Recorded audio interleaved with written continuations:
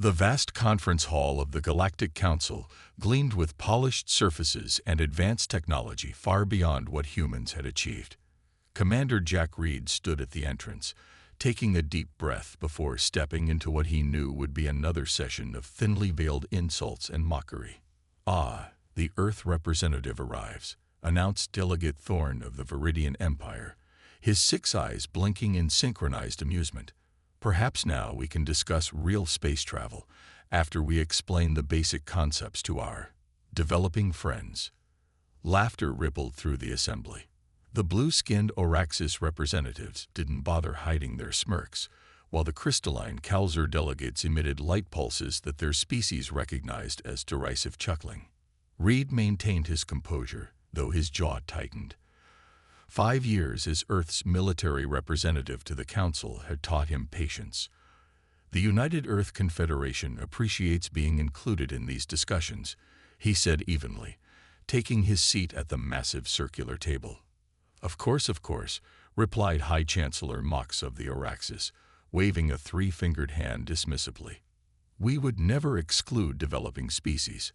How else would you learn proper dimensional navigation if not by watching your betters?" More laughter. Reed glanced at the holographic display showing Earth's latest achievement, the newly commissioned starship Pioneer with its advanced fusion drive. Once considered a marvel of human engineering, it now seemed pathetically primitive compared to the Viridian quantum ships or the Kalzur phase vessels that could partially shift between dimensions. "Your new ship," began Draz, the Kalzur military commander, his voice like grinding crystals, "still uses particle propulsion. How quaint. My species abandoned such methods when we were still confined to our home planet."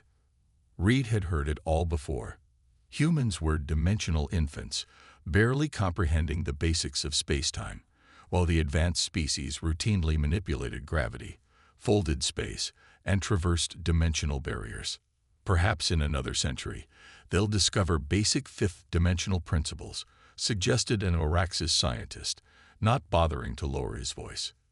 "Though I doubt it. Their brains seem hardwired for 3-dimensional thinking."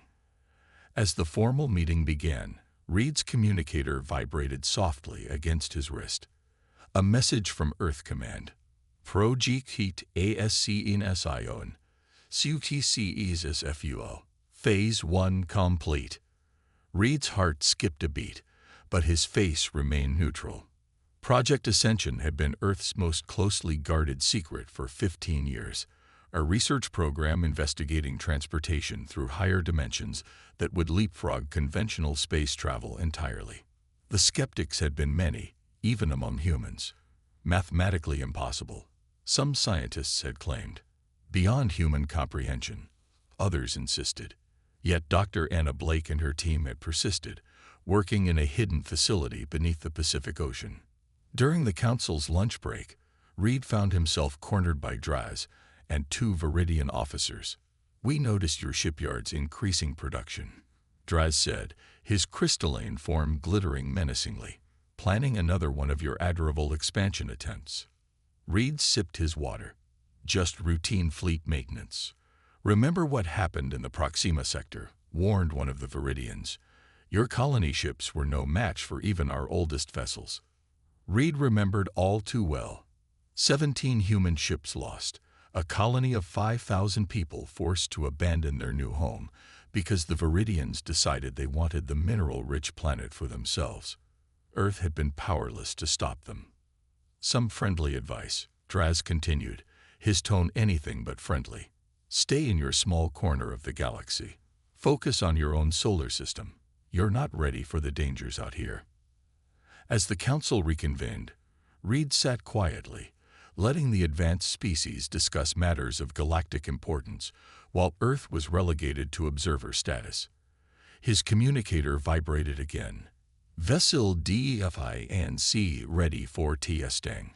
Dr. Galactic requests your return." Reed smiled slightly. The aliens had laughed at humanity for decades. Soon, they wouldn't be laughing anymore. Dr. Anna Blake stood in the center of the underground laboratory, her tired eyes fixed on the swirling energy pattern contained within the reinforced chamber. For 15 years, she had dedicated her life to this moment. The dim lighting of the facility, buried beneath 2 miles of Pacific Ocean and another mile of bedrock, cast long shadows across her face. "Power levels stable at 87%, reported Tom Foster, her chief engineer. His voice carried the strain of someone who hadn't slept properly in days. "Dimensional variance is holding within acceptable parameters." Blake nodded, pushing a strand of gray-streaked hair from her face. She had been young when Project Ascension began. Now, at 53, the weight of humanity's future pressed heavily on her shoulders. "Begin phase shift test on the probe," she ordered. The small drone inside the test chamber hummed to life. The air around it seemed to bend and warp, like looking through imperfect glass. Then, before the eyes of the 20 scientists and engineers in the observation room, it simply vanished. "Probe has successfully transitioned to 7th dimensional space," announced Lisa Chen, the quantum physicist who had helped design the dimensional translator. Her normally reserved expression broke into a rare smile. "Tracking signals indicate stable passage." A cheer erupted from the team, quickly silenced as Blake raised her hand. "Bring it back," she said quietly. Tension filled the room. Sending objects into higher dimensions was one achievement. Retrieving them was another challenge entirely. 3 previous attempts had resulted in the complete molecular disintegration of the test objects. The air in the chamber shimmered again, and the probe reappeared, intact and completely functional. The celebration that followed was cut short by the arrival of Commander Jack Reed, who had just returned from the Galactic Council meeting. His uniform was still crisp despite his long journey, but his eyes were tired. "I see I'm just in time for the good news," he said, stepping into the control room. Blake approached him, data tablet in hand. "It works, Jack. The 7th dimensional drive works. We've successfully sent and retrieved a probe." Reed's exhausted expression transformed. "Show me everything." For the next hour, Blake walked him through the test results. Unlike conventional drives that pushed against normal space, or even the alien technologies that bent spacetime, the Ascension drive allowed a vessel to step sideways into higher dimensions where distance worked differently. A ship could essentially exit normal space at one point and re-enter at another, bypassing the limitations of light speed entirely. "The implications are beyond military," Blake explained. "This changes everything we understand about physics. But yes, it also gives us capabilities no other species has demonstrated." Reed stood before the massive viewing window, watching as technicians prepared the prototype drive for installation in the experimental vessel Defiance. "You should have seen them at the council," he said bitterly. "The Viridians, the Araxis, even the Kalzer, all looking at us like we're children playing with sticks. They restrict our expansion, limit our trade, and mock our technology." "They don't know what we've achieved," Blake said, standing beside him. "No, they don't, and we're keeping it that way," Reed replied. "The Defiance will undergo testing in complete secrecy. If this works as projected, we'll be able to outmaneuver any ship in the galaxy." Admiral Williams, the military head of Project Ascension, joined them at the window. "The President has authorized the Defiance for its first full dimensional jump next week. If successful, we begin installation of Ascension drives in our defense fleet immediately." "What about the non-aggression treaties?" Blake asked. Reed's expression hardened. "We've honored those treaties while watching alien powers chip away at our borders, restrict our colonies, and treat us like second-class citizens. We're not planning aggression, Doctor. We're ensuring our survival." As they spoke, technicians wheeled in the core of the Ascension drive, a complex array of quantum processors and dimensional anchors that represented humanity's greatest scientific achievement. "The galactic powers have laughed at us for the last time," Reed said softly, watching the future of humanity take shape before him. The alarm blared through the United Earth Confederation headquarters, its urgent wail cutting through the previously calm morning. General Harris burst into the emergency command center, his face grim as the holographic display activated to show the unfolding disaster. Status report, he demanded, taking his position at the command table. Colonel Martinez looked up from her console, her expression tight with concern. 3 Kulzar warships have appeared in the New Haven colony system. They bypassed our early warning network completely using their phase-shifting technology. The display showed the terrible scene unfolding half a light-year away. The Kulzar vessels, massive crystalline structures that glowed with internal energy, positioned themselves in orbit around New Haven. The colony was home to over 2 million civilians. "They're broadcasting," said Communications Officer Park. The main screen flickered to show Supreme Commander Draz of the Kulzar Dominion. His crystalline form pulsed with confident light patterns that translated to smug satisfaction. "Humans of Earth," Draz's translator rendered in English. "Your New Haven colony has expanded beyond the boundaries established in the Proxima Accords. This territory was designated as a neutral buffer zone." "That's a lie," Martinez hissed. "New Haven hasn't expanded in 5 years." General Harris raised his hand for silence as Draz continued. "As the appointed enforcers of galactic law, the Kulzar Dominion is reclaiming this system. Your colonists have 6 Earth hours to evacuate before we begin cleansing operations." The transmission cut off. The command center erupted in frantic activity.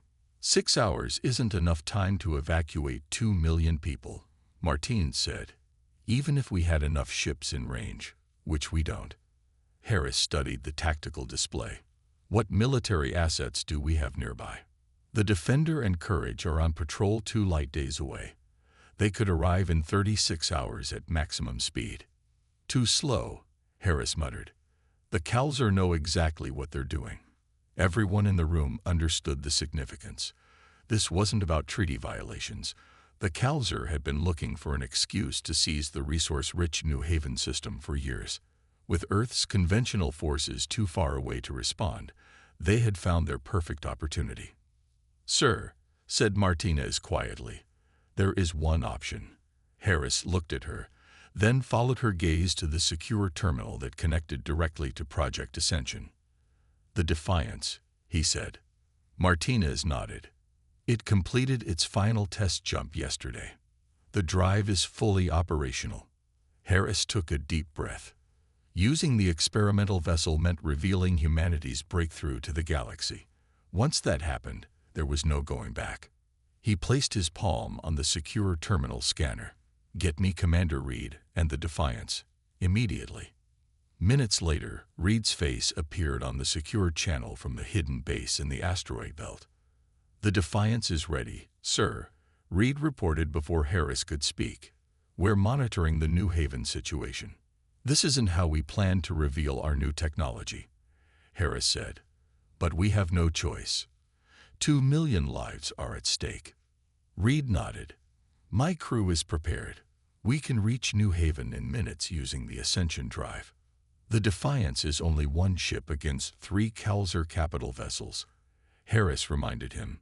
"Your primary mission is to buy time for evacuation ships to arrive." "With respect, sir," Reed replied, his voice steady. "The Defiance isn't just any ship. Dr. Blake has equipped us with dimensional weaponry as well. We haven't tested it in combat, but theoretically we can strike targets across dimensional barriers." Harris' expression was grave. "You understand what's at stake here, Commander. Once you engage the Kulzar, the galactic power balance shifts forever." "I understand, sir. The Kulzar have pushed humanity too far for too long. It's time they learned we're not helpless anymore." Harris nodded slowly. "You have authorization to engage and defend New Haven by any means necessary. May God help us all." As the communication ended, Reed turned to his bridge crew. Dr. Blake sat at the science station, her face showing both fear and determination. "Plot a dimensional jump to New Haven," Reed ordered. "The Kulzar think they have 6 hours to terrorize our people. Let's show them how wrong they are." The Defiance hovered at the edge of the asteroid belt, its sleek hull unlike any other human vessel. While most Earth ships favored function over form, the Defiance had been designed with both in mind. dark gray plates fitted together without visible seams, its profile narrow and elongated. Seventh dimensional drive primed and ready, reported Dr. Blake from her station. Her fingers moved quickly across the control panel as complex equations flowed across her screen. Commander Reed stood at the center of the bridge, his posture rigid as he faced the view screen showing distant stars. All hands, prepare for dimensional jump. This is not a drill. The crew, 20 of Earth's best, secured themselves in their stations. Each had been handpicked not just for skill, but for their ability to comprehend concepts that defied conventional understanding of physics. Jump coordinates locked on New Haven Colony, announced the navigator, Lieutenant Dan Wilson. Dimensional anchor points established. Reed took a deep breath. Execute jump. A strange humming filled the ship as the ascension drive activated. For those watching from the secret base, the Defiance seemed to shimmer like a mirage before simply vanishing. The sensation was unlike anything the crew had experienced during training. Reality itself seemed to fold around them, colors no human eye was meant to see bleeding into their vision. For 3 seconds that felt both instantaneous and eternal, the Defiance existed in multiple planes of reality simultaneously. Then, with a gentle shudder, the ship reappeared in normal space, directly behind the 3 Kalzer warships orbiting New Haven. Jump successful, Blake announced, her voice steady despite the enormity of what they'd just accomplished. All systems nominal. Reed allowed himself a moment of pride. The Defiance had just traveled half a light year in seconds, a journey that would have taken Earth's fastest conventional ships weeks. They haven't detected us yet, reported the tactical officer, Mike Torres. Their attention is focused on the colony. On the view screen, they could see the crystalline Kalzer vessels positioning themselves around New Haven. The blue-green planet looked peaceful from orbit, but the crew knew that terror was spreading through the colony as evacuation orders went out. Open a channel to the Kalzer command ship, Reed ordered. Torres worked his console. Channel open. They're responding. The view screen shifted to show Supreme Commander Draz, the crystalline being's faceted form, pulsed with surprise at seeing the human vessel. This is Commander Jack Reed of the United Earth Confederation vessel Defiance, Reed announced, his voice calm but firm. You are in violation of sovereign human territory. Withdraw your forces immediately. Draz's crystalline structure flickered with what the Defiance's translator interpreted as laughter. A single human vessel. Your bravery is as amusing as it is futile. How did you arrive so quickly? Your primitive hyperdrive technology should have kept your fleet days away. We have our methods, Reed replied evenly. I won't ask again. Withdraw your forces or face the consequences. Perhaps I failed to make myself clear during our last encounter at the Galactic Council, Draz said, his tone dripping with condescension. Humans are tolerated in this galaxy only because the true powers allow it. Your colony has violated agreements, and now you will learn the price of defiance. Reed's jaw tightened. We've tolerated your mockery and your bullying for too long, Commander Draz. The agreements you refer to were forced upon us when we lacked the ability to resist. Those days are over. Draz's crystalline form pulsed with more intense light, a sign of anger in his species. One obsolete human vessel cannot stand against 3 Kalzer warships. Your weapons cannot even penetrate our phase shields. Reed allowed himself a small smile. You're right about one thing. Conventional weapons would be useless against your technology. Fortunately, we're no longer limited to conventional methods. Meaningless human bravado, Draz responded. I will give you one chance to retreat before we destroy your vessel as an example to your species. No, Commander Draz, Reed said firmly. I'm giving you one chance to retreat. You have 60 seconds to begin withdrawal from this system. Draz's translator conveyed what could only be described as a scoff. Your time in this galaxy is ending, human. Watch closely as I demonstrate true power. Reed's eyes narrowed. No, Draz. You watch us. Commander Reed turned from the view screen. Draz's mocking laughter still echoing through the bridge of the Defiance. "They're charging weapons," reported Lieutenant Torres, his eyes fixed on the tactical display. "All three vessels are moving into attack formation." Reed nodded calmly. "As expected. Dr. Blake, is the dimensional drive ready for combat operations?" Blake's fingers danced across her control panel, making final adjustments to systems never before used in battle. Dimensional shift capability at full power. Weapon systems aligned with seventh dimensional coordinates. A tense silence fell over the bridge as the massive Kalzer warships moved with surprising grace, their crystalline structures glinting in the light of New Haven's sun. On screen, their weapon ports began to glow with gathering energy. "They're targeting both us and the colony's main city," Torres said grimly. "Firing solution in 15 seconds. Reed took his command seat, his voice steady as he gave the order that would change humanity's place in the galaxy forever. "Activate Ascension Combat Mode." Dr. Blake pressed her palm against a specialized scanner. "Dimensional shift initiating. May the laws of physics be in our favor." A strange vibration ran through the ship, not unpleasant but fundamentally wrong to human senses. For the crew, it felt as if reality itself became uncertain. The view screen showed normal space, but somehow everyone could sense they were seeing more than their eyes should be capable of perceiving. "We have successfully transitioned," Blake announced, her voice filled with wonder despite the danger they faced. "The Defiance now exists partially in the seventh dimension, while maintaining a connection to normal space." Outside, the Kalzer vessels fired their phase weapons, streams of energy that could shift between dimensional planes to bypass conventional shields.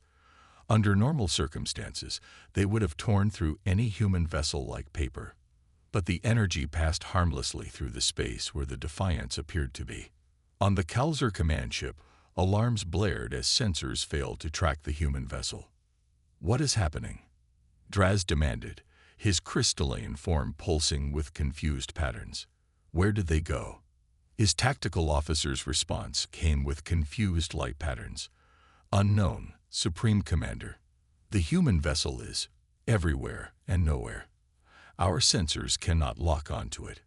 From the Defiance's perspective, the universe had changed.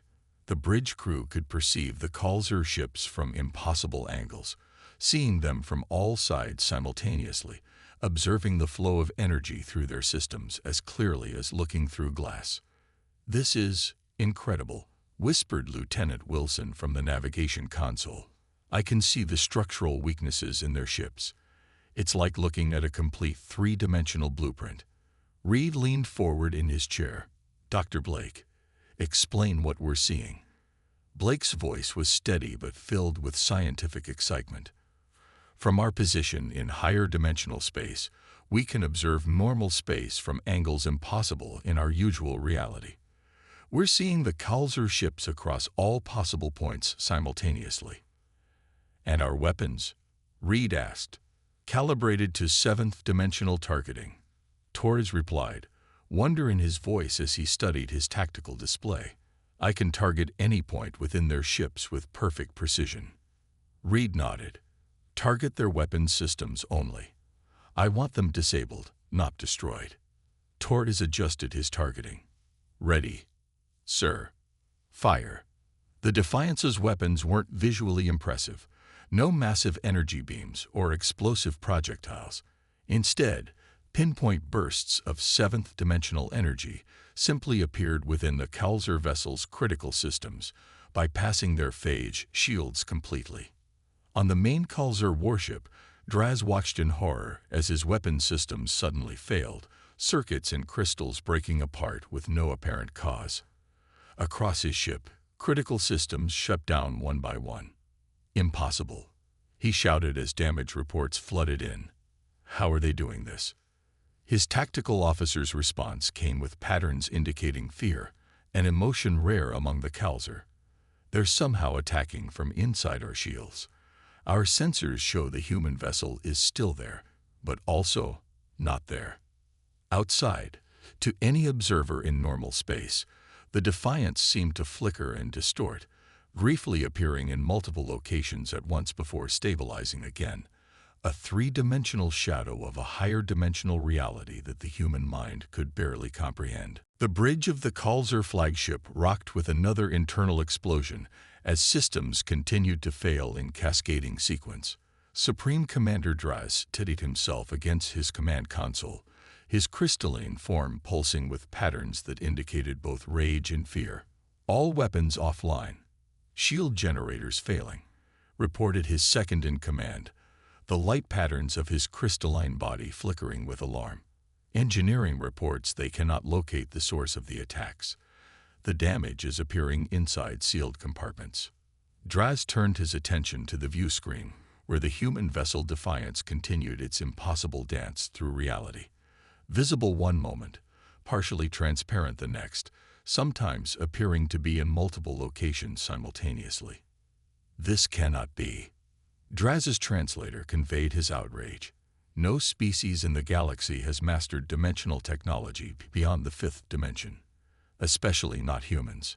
On the Defiance, Commander Reed watched the tactical display with calm satisfaction as Torres continued his precise strikes against the Kalzer vessels. All three enemy ships have lost weapons capability, Torres reported. Their engines are next. Dr. Blake monitored the ascension drive closely, making constant adjustments. Dimensional stability holding at 92%. We can maintain this state for approximately 12 more minutes before we need to return fully to normal space. Reed nodded. More than enough time. Target their propulsion systems. The Defiance shifted again, its position in seventh-dimensional space, giving it access to angles of attack that defied conventional physics. From this vantage point, the heavily armored engine sections of the Kalzer vessels were completely exposed. Torres executed another series of precision strikes. On his tactical display, he could see exactly where each energy pulse would materialize inside the enemy ships. Like performing surgery with perfect knowledge of the patient's anatomy, he muttered as he worked. Within the Kalzer vessels, confusion turned to panic as their mighty engines, technological marvels capable of partial phase shifting, suddenly lost power. Emergency systems activated automatically, preventing catastrophic failures, but the ships were effectively paralyzed. We've lost propulsion on all three vessels, Torres confirmed. They're dead in space. Reed allowed himself a small smile before addressing communications. Open a channel to Commander Draz. The view screen shifted to show the Kalzer commander. Gone was the confident, mocking alien who had threatened humanity minutes earlier. Now his crystalline form pulsed with dim, erratic patterns. What have you done? Draz demanded. What is this technology? Reed stood from his command chair, facing the alien leader directly. This is humanity demonstrating that we will no longer tolerate being treated as lesser beings. Your ships are disabled but intact. Your crews are unharmed. Consider this mercy, something you were not planning to show our colonists. Draz's translator struggled to convey the complex emotions in his light patterns. This is impossible. Your species doesn't have the scientific understanding to. Clearly, Reed interrupted. Your assessment of humanity has been flawed. We've been developing our own path through the sciences, while you mocked our primitive thinking. Dr. Blake joined Reed, her scientific curiosity overcoming military protocol. What you're witnessing, Commander Draz, is seventh-dimensional technology. While you focused on phase shifting through lower dimensions, we explored higher ones. The bridge crew watched as Draz processed this information, his crystalline form shifting through patterns that suggested disbelief, then understanding, and finally something close to dread. The galactic balance, Draz's translator rendered slowly, will be changed by this. Reed's expression hardened. Yes, it will. Starting with your immediate withdrawal from human space. Once repair vessels arrive to tow your ships home, you will leave. And you will inform the other powers that human territory is no longer open for exploitation. You cannot expect the Galactic Council to accept this sudden shift in power, Draz argued, but his tone lacked conviction. We expect the Council to recognize that humanity is now capable of defending itself, Reed replied. We've never sought dominance, Commander, only equal standing and respect. As if to emphasize his point, the Defiance shifted once more, briefly appearing inside one of the Kalzer vessels before reappearing outside, a demonstration that their shields and hulls provided no protection against humanity's new technology. Draz's light patterns dimmed in submission. We will withdraw, and we will reassess our understanding of human capabilities. Reed nodded. That would be wise. The mockery of humanity ends today. The grand chamber of the Galactic Council gleamed under the light of 1,000 stars visible through its transparent dome. Representatives from 37 spacefaring civilizations filled the tiered seating, their voices creating a constant murmur that echoed throughout the vast space. Yet, as the doors slid open to admit the human delegation, an unnatural silence fell.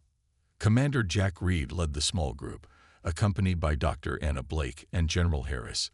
They walked with measured steps toward the central podium, aware of the hundreds of alien eyes following their movement. Reed wore his formal United Earth Confederation uniform, adorned with a single new insignia, a stylized representation of the Defiance. The silence persisted as they took their positions. Gone were the sneers, the whispers, the barely contained laughter that had always greeted human representatives in the past. High Chancellor Vex of the Oraxis rose from his seat, his blue skin catching the starlight as he addressed the chamber. This emergency session of the Galactic Council has been called to address the incident in the New Haven system 1 week ago.